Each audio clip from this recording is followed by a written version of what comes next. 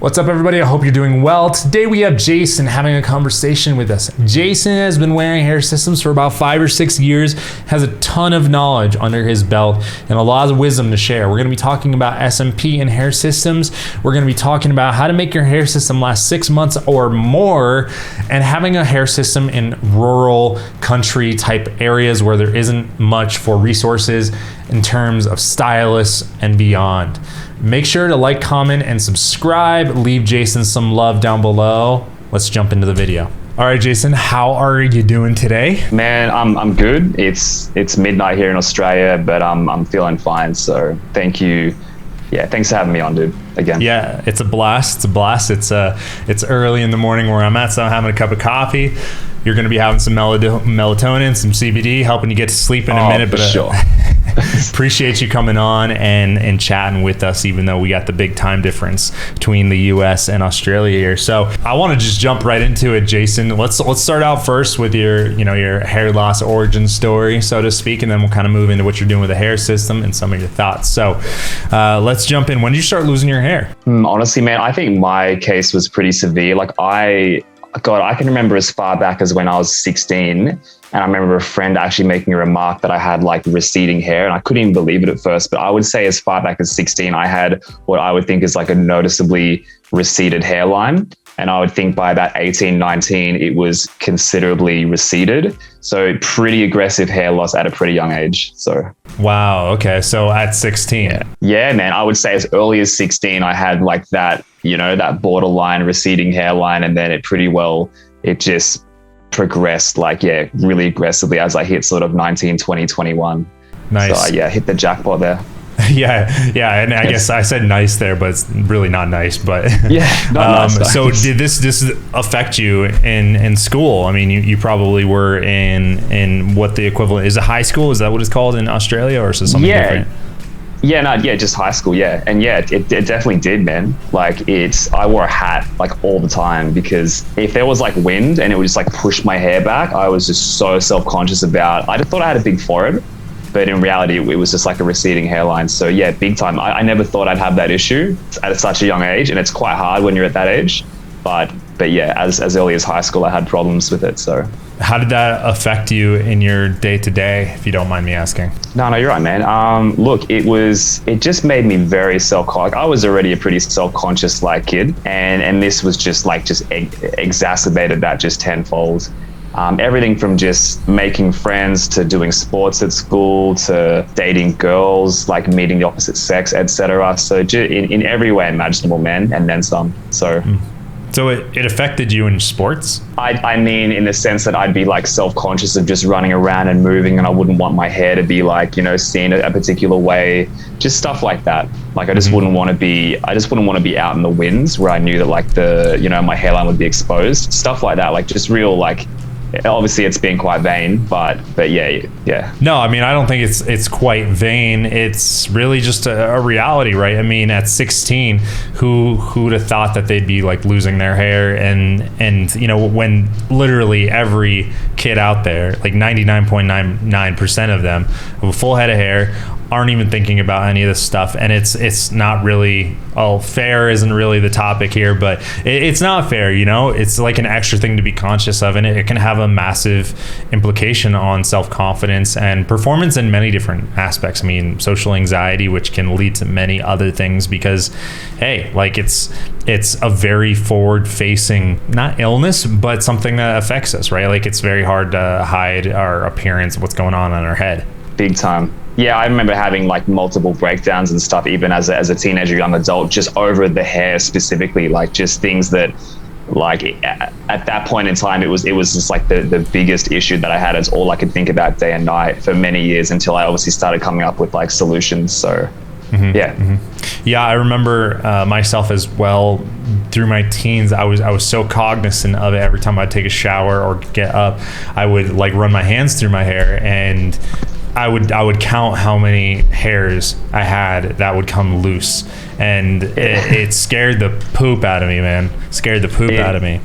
It sounds petty, but I mean, the reality is, for someone who's losing their hair, like at least with me, it's all I could think about. I consumed an unhealthy amount of energy and time just thinking about it. But it is what it is. I'm sure a lot of men are the same, even if they don't admit it. So yeah.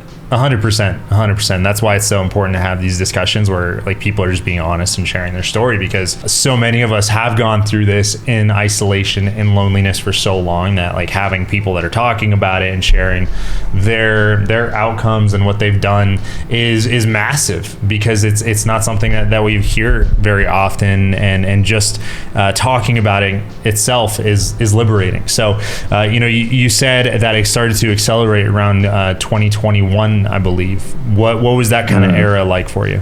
Again, it was pretty scary, because at that age, you're just kind of trying to live your life. You're trying to be as ambitious as possible, like sky's the limit type mentality. But at the same time, all I could think about was this hair loss and just where I'm going to be in just a couple of years' time. And I remember just looking at how fast it was all happening and how aggressive it was, and just thinking like, shit, like only in a couple of years, I'm gonna literally just be like this young kid with like a bald head. It definitely affected me in a lot of ways. It definitely affected the relationships I had with people. Like I said, I spent a lot of time and energy just like focusing on it, and it just is what it is. Yeah, I hear you. Were you in college at this time? Nah, man. So over here they just call it uni. I didn't actually do any university. I have a lot of work experience. Like primarily in sales, but no university or college or anything like that. But I imagine it would have, it would have affected my, Did it affect your sales career? I don't think so, man. Like I got to a certain point where I kind of like, I did the whole, like I just kind of embraced it. Like I kind of was rocking this like pseudo receding hair, like but brushing it forward and sort of spiking it a bit. And it kind of looked okay until I was maybe about sort of 25. So I got by a few years, and I wouldn't say it really affected me in terms of career until it probably got really bad. And then I would say it did affect when it got to the point where I was like, that point where you're like, a guy needs to just kind of like shave his head. Yeah. That's when I think really started to affect my self-esteem. And that's when I actually first came across SMP and hair systems. So okay, so it was around the time that you were coming to this realization that, hey, like I have to shave my head, or I have to deal with this problem, like which very I was terrified aggressively. Of. Yeah, were you? It just doesn't suit every man. In my humble opinion, it just does not suit every man. Some guys rock a shaved head like it's their job, and others just don't, others just don't look good with a shaved head, straight up. Did you ever try shaving your head? I got pretty close to it, like pretty close to like I guess what you call a shaved head, and I was not a fan. So, okay. I know we're our own worst critic, but yeah, I was not a fan. Yeah, makes sense.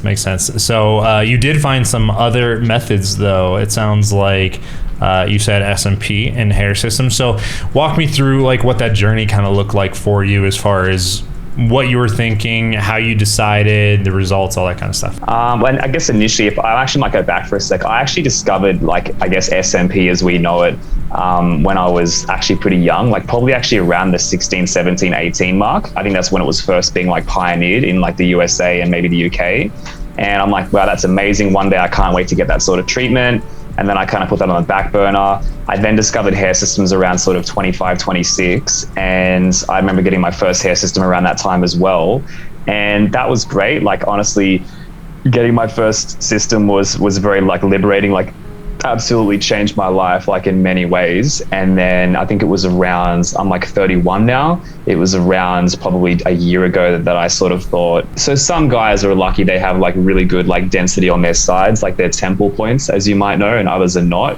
And I was not. And I'm like, the system's great, but my temples are kind of like receding and thinning. I'm like, I really need to do something about that. I'm not really keen on a transplant. What can I do? So that's when I like researched SMP, and I had the bright idea. I'm like, why don't I just get SMP to just dense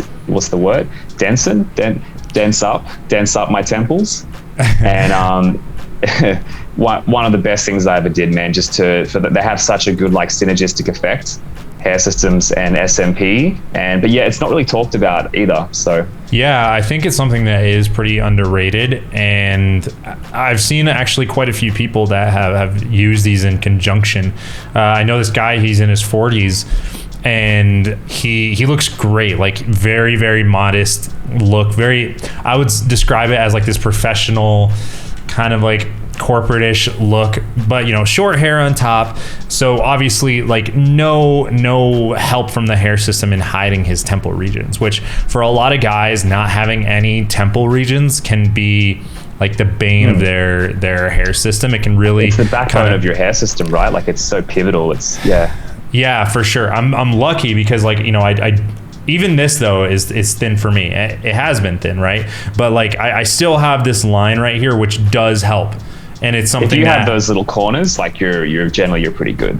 You can pull it off. For sure. But like for guys that are getting that straightness right here, right? Like that SMT inverted even, but no, for sure. Inversion. if you're inverted, if the hair is going like back here, oof, boy, it's rough. It's an uphill battle. It's something where I think, you'd have to almost get a transplant at that point. But fortunately, that doesn't happen until like years and years down the track, unless you're really, really unfortunate. But it's something that doesn't get discussed a lot is your temple points. I found that's something I've really, just getting back to that first point I made, like I really wish I knew more about the importance of that and how that sort of works, you know, in conjunction with the hair system when I was obviously doing my template and just designing density and all that sort of stuff. For sure. So you said that you have been using hair systems now for, what is it, 5 or 6 years? Yeah, I think 2017 I would have gotten my first system. So that's, it's about 5 years, So what does that journey look like for you? I mean, that's longer than most of the people inside of this community. I'm going on like 2.5 years myself.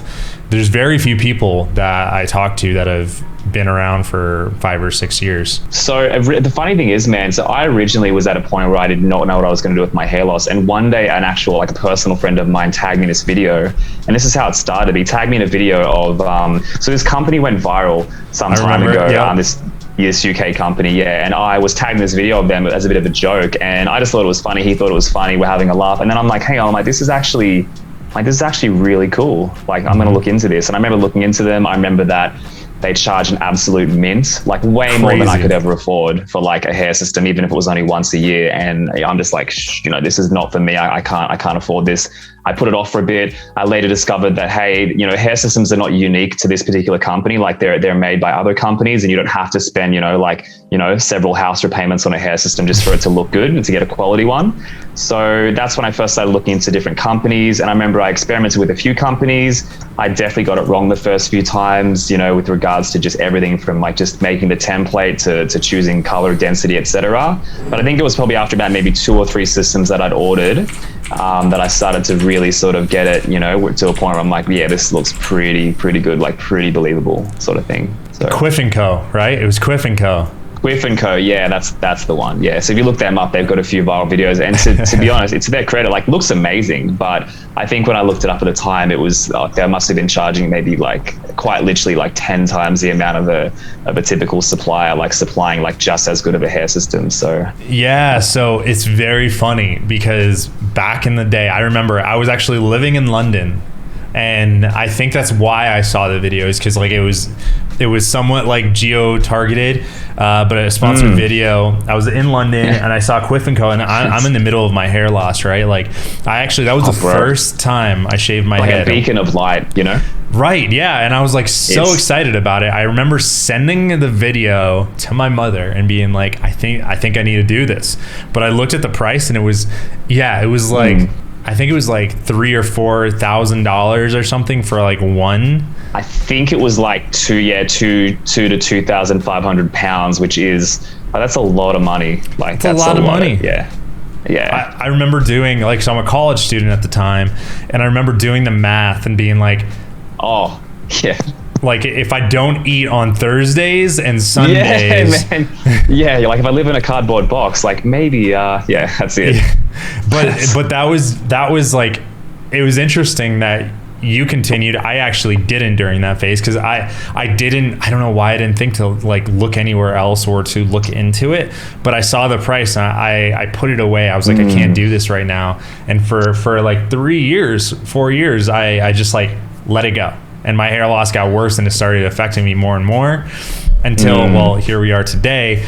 But yeah, that's so fascinating. Like that was a pivotal time. And like inside of the industry, some of the guys that are on YouTube right now, the stylists, there's one in the UK that he was working with Quiff Co, and they basically like stole all of this stuff and they cut him out. And I think I know who you're referring to. Yeah, I think I know who you're referring to. Yeah. I think he was one of the guys from Quiff Co modeling for him. at one I point? think so. Yes, I think so. Yeah. I believe that was one of my suppliers when I initially. Yeah, gotcha. Yeah. So interesting. Well, anyways, It is, so man. you managed to go further down the spider web, and you actually got a hair I system went earlier. deep into the spider web. Cool. So you added SMP later, though.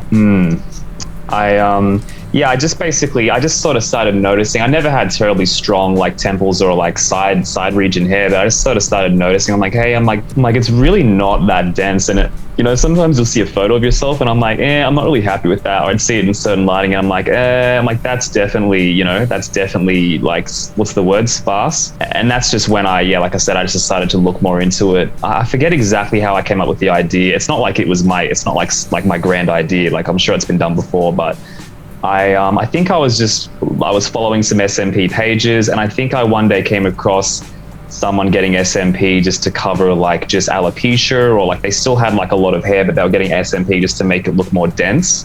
And all I could think was like, man, I could really just do with that on my temples. And I just remember messaging some guy. I'm like, could you do this? And I sent him a photo of my temples, and he's like, what do you mean? I'm like, just this. And I just explained. He's like, yeah, I could do that. And then I had it done, and I'm like, it really made a difference, like big time. It's amazing. Well, that's really interesting. I definitely need to make a little bit more content about the combination of two on side of my channel here.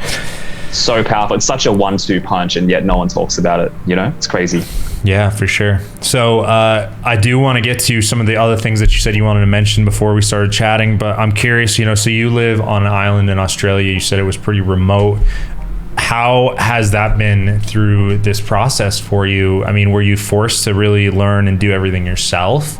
Or did you commute and find someone to help you at the beginning? I mean, I wouldn't say it's terribly remote. Like I'm probably about an hour away from Brisbane. Like that's obviously a major city, but at the same time, it's not exactly like, there's not exactly like a selection of like, hair system stylists, like just, in town. So yeah, it kind of was, man. Like I remember I got my first system from, I think it was Hair for All. And I remember not knowing like what I was going to do. I remember like looking up the nearest like stylist that I could get to do like the cut in. I went to somewhere in Brisbane, all the way into Brisbane. It took me like about an hour and 10 to get there. Some girl at some company that doesn't have a very good reputation did my cut in. It was not a good job. It was a terrible job, even though the girl was lovely. And I remember it gave me like a bit of a bad first impression of systems.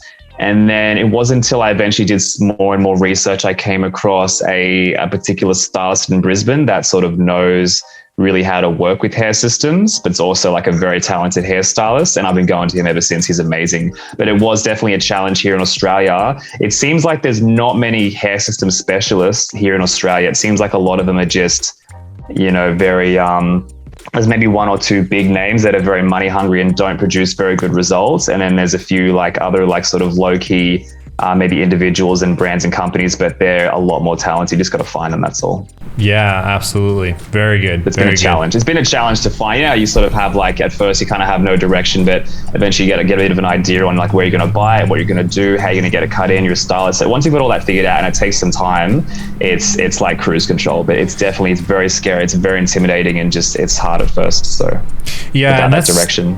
That's something that it's something that I want to change about the industry. And little plot twist, I do actually have a project coming along that I get to share pretty soon with everybody. But it's fascinating how this industry, so much work has to be done by the customer. Like, that's true. It's you almost nuts. need like a consultant to just kind of walk you through. Same way you have like a travel consultant or like any other consultant, like that would be that would have just changed the game for me. Yeah, because a person is tasked with like, okay, first, massive decision. I'm going to do something about my hair loss, which is scary and big. And like, there's a lot of fear around getting a hair system because you shave your head most of the time, right? Like that's massive. It's the point of no return. That's huge. That's hard. But then you have to do all this education and like try to figure it out, right? And like there's going to be things that you miss because you just don't know what you don't know, and you can't put a lot of variables. yeah, a lot of variables as far as style, density, color, like the stylists that are cutting it in, the hairstyle itself that you should be getting based off of what you do have for hair, what you do have for a hair system, and then like putting it all together and then actually taking care of it. It's this is like massive. It's like literally learning. It feels like a full-time job, like when you're first getting started. But after that, it's easy. But no, I totally hear you, man. And I know some of the companies, like, they'll do their best to help you, like if it's online, for example. But it's like that Quiff Co company, for example. I remember that you'd pay like this absolute small fortune to get this custom hair system, and all they do is like, I think they send you like a little template. They give you instructions on how to make a template. They do like a brief consultation, but it's really not enough. Like you pretty much need someone to hold your hand at first. At least I did. Yeah, for sure. That makes sense. And I agree with you on that. That's some of the things that I want to change about this industry, because that will be one of the things that impedes it. Not everybody is going to invest that much time, research, and energy into it. It needs to be a little bit easier to grasp.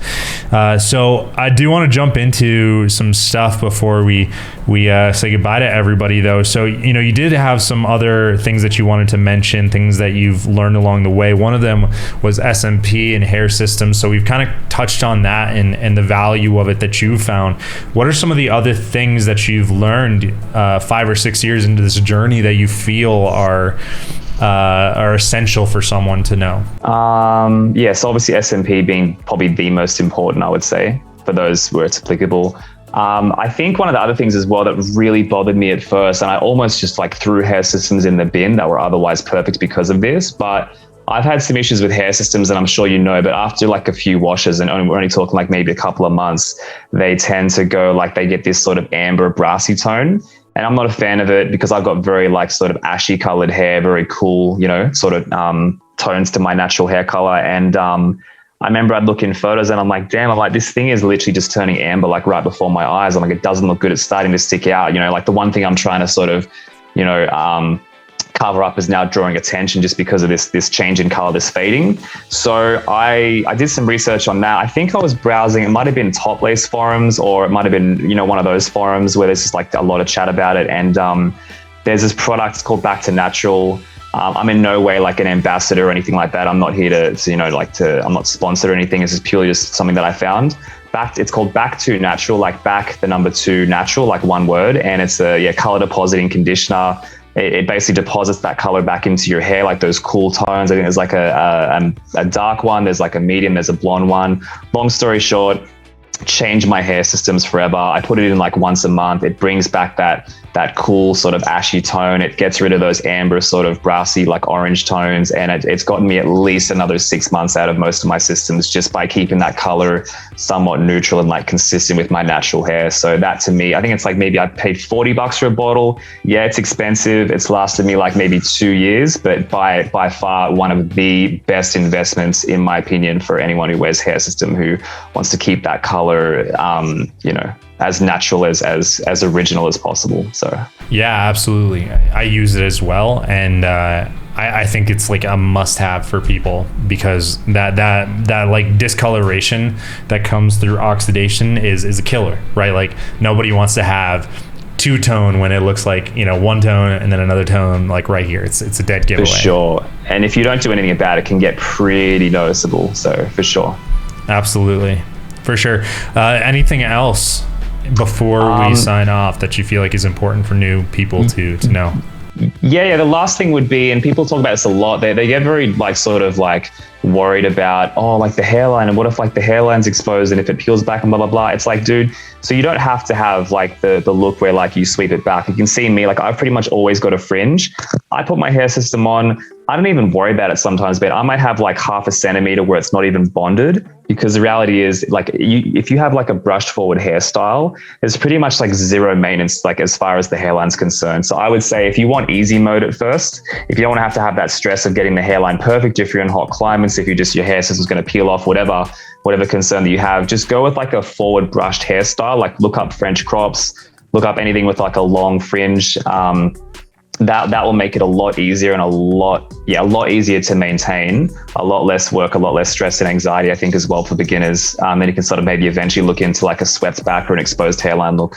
So Agree with you 100% on that one right there. It's definitely more work if you have an exposed hairline.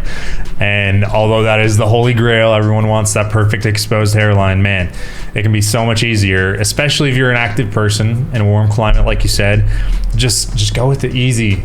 Just go with the easy thing to begin with. You have enough to learn. You have enough to work through at the beginning. Don't make it harder on yourself.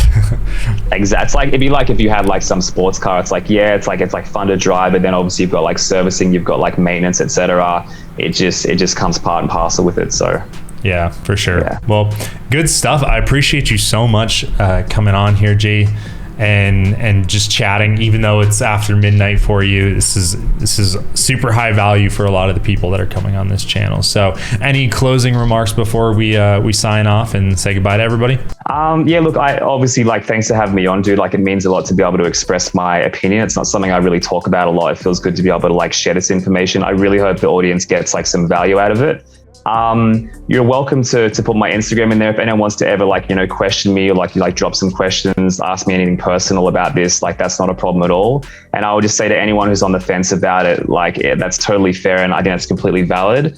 I think it'll be probably one of the best things you've ever done if you just simply give it a go and just don't be dissuaded by like any little any issues you have along the way. So great, absolutely, will do. And I'll pop your Instagram into the description of the video, so that way people can hit you up if they do have any questions or if they just want to connect. Appreciate your insights, appreciate you coming on, sharing your experience and wisdom after 5 or 6 years doing this. This is amazing.